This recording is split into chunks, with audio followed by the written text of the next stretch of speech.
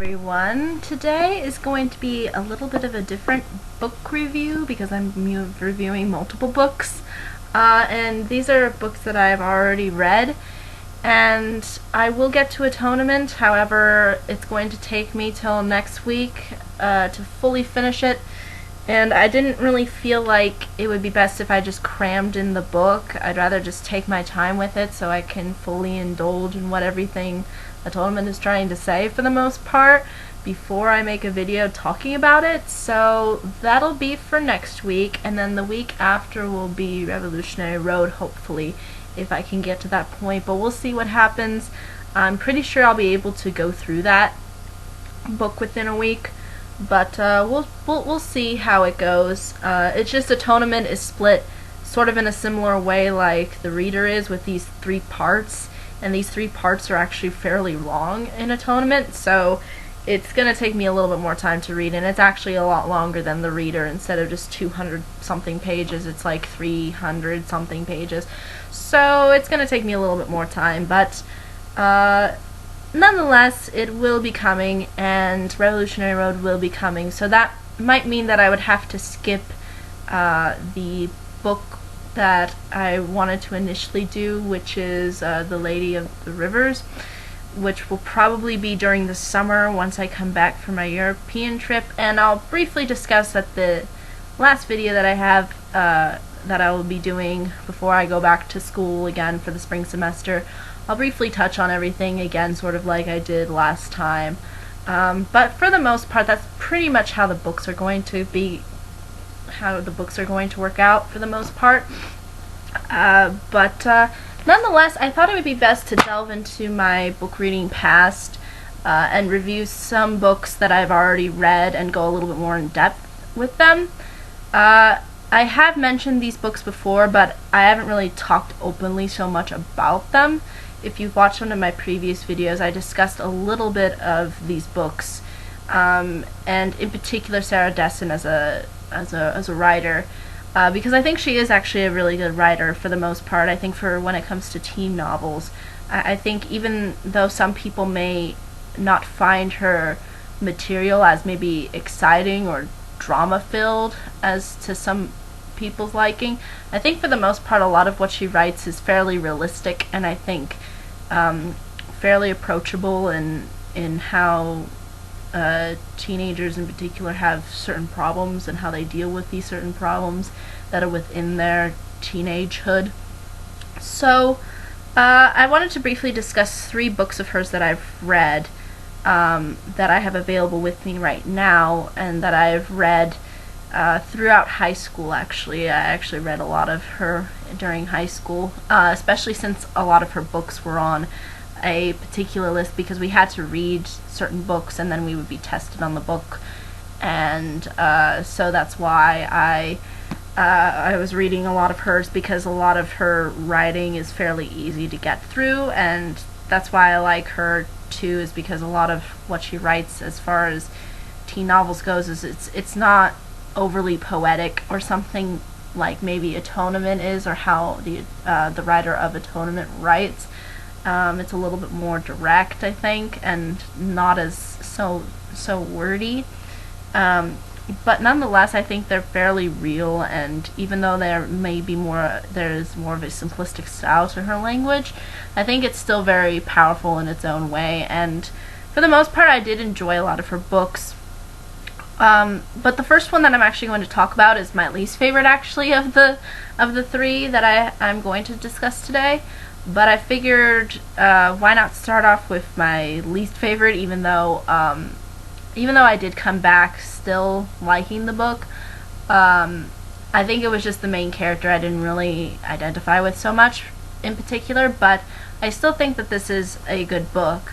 And I think some people may find it more identifiable, at least from their perspective, than maybe me personally. But the first book is called This Lullaby. And basically, the reason why it's called This Lullaby, actually, is because the main character, Remy, her father, left the family before she was even born. And he actually wrote a song and the song was actually called This Lullaby, and that's really the only, I guess, memory she really has of her father at all. And so it kind of opens up with that idea of, not having a father around is sometimes rather challenging, and I think a lot of teenagers can identify with this scenario. And her mom is also somebody who's been through several different men. Apparently she's on the 5th husband, which which again is probably has affected Remy's character, I think, as a whole, having to deal with her mom being with all these different men, and having to go along with whatever's going on with her mom, and I think that's also fairly identifiable for a lot of teenagers. And the thing also you have to understand too about Remy's character, and the reason why I maybe didn't identify with her so much, is that she is pretty much she's a party girl throughout the entire book for the most part. She goes out and does parties, and I believe she does like do some drinking. I can't remember exactly if she does drugs too. I can't exactly remember if that was in there. But she is kind of a party girl, and she can be, I think her character can be a little bit more, maybe not the most approachable or likable, at least for me when I read it. But I think it's kind of understandable because of the circumstances that she's in, and this is how she's built as a character because of this past that she's had, especially with not having a father around in the house. So it does make sense. And you'll see how she kind of goes through guys in the same way that her mom does. But you'll see throughout the story how she meets this guy named Dexter, and he's completely different. And it kind of falls within that teenage kind of novel where, they actually find somebody that they're, that they see more of, and that they feel really connected to, and you kind of get a sense too of Dexter's character as well, who's kind of he's sort of like just this messy musician who has the whole dream of wanting to be in a band and travel and do all this stuff, and I think for some reason I think Remy sort of admires that and admires his personality, and you kind of see how the two bond as the story goes on. But I think for the most part the reason why this one was my least favorite is just because of Remy, because I didn't really identify with her so much throughout the story. But I think a lot of people can get behind this story, and I think can find likable qualities with Remy as well as with the other characters too, including the mom. But for the most part, I think it's an interesting book, and is fairly, I think, realistic in the way it approaches the writing. But it was probably just my least favorite, only because Remy wasn't the most identifiable character for me. But still, nonetheless, I think it's a very good book, and I definitely would recommend it to people who have not read it.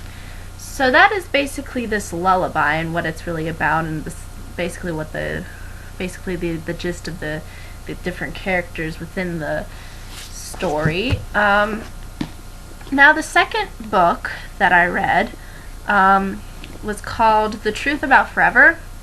And this one I liked a lot better because I kind of identified more with the girl within this book. And the main character is a girl named Macy.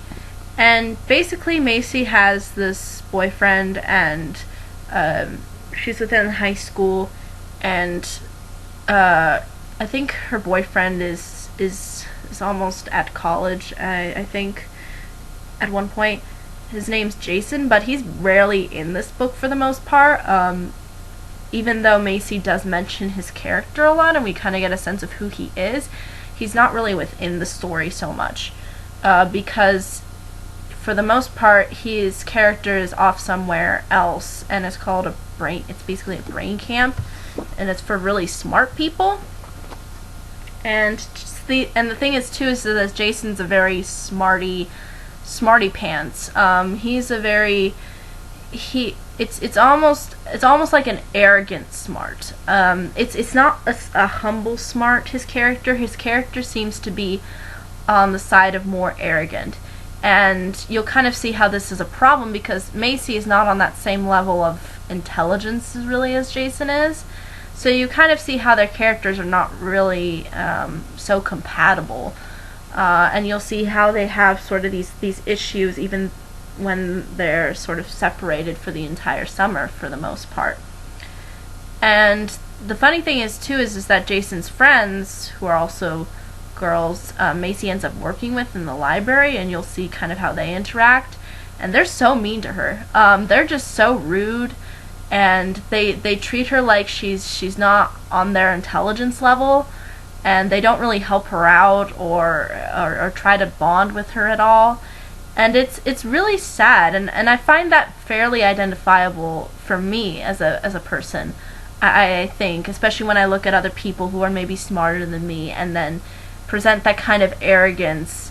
I think that's very identifiable for a lot of people because not everybody's on the same intelligence level. And it's sad to see Macy trying to struggle with trying to, be liked, and these girls just treat her so rudely. And also she has to deal with the fact that her father tragically passed away. And not only are these girls being fairly distant from Macy, but her mom is as well, as her mom focuses more on her career, and they don't really talk about the father and what happened. And you'll see how this really takes a toll on her character. But in the end, she ends up meeting a boy, and we kind of get the same thing a little bit with this lullaby, except it's kind of a different category, sort of, to speak. And again, I think what you need to understand is even though Sarah Dessen kind of makes sort of the same plots, the characters are completely different and the circumstances are completely different. Even though it's kind of structured in that same way where there's this one girl who has these issues, and there's a boy then that comes into her life, and then they somehow interact, and then it really makes things a lot better, and they really help and support each other, It's that kind of a same plot and same kind of formula that she has. But what I like about it is that for the most part she creates different characters, and these characters feel a lot different. Like, I think Macy is a totally different character than who Remy was. Whereas Remy's like this party animal. She's a little bit more conservative, I feel. She's really passionate about trying to pursue goals and things like of that nature, but she's just a little bit more shy and reserved. And that's what I kind of appreciated about her character. And I also liked the fact that even though there's these different kinds of scenarios that come up, I like how she ends up meeting somebody, and this guy happens to be named Wes. And he has his issues as well, and they sort of bond through those issues, and they kind of go through the summer together. And I kind of like how their relationship develops, and Macy kind of changes as a character, and she kind of grows from the summer and her experiences, and she learns to sort of stand up for herself. And I think that can be, people can really, I think, especially teenage girls, can look up to that, especially when she sort of stands up to those who've been, pushing her around, whether it be her mom, whether it be the girls that she works with, whether it be her boyfriend to Jason.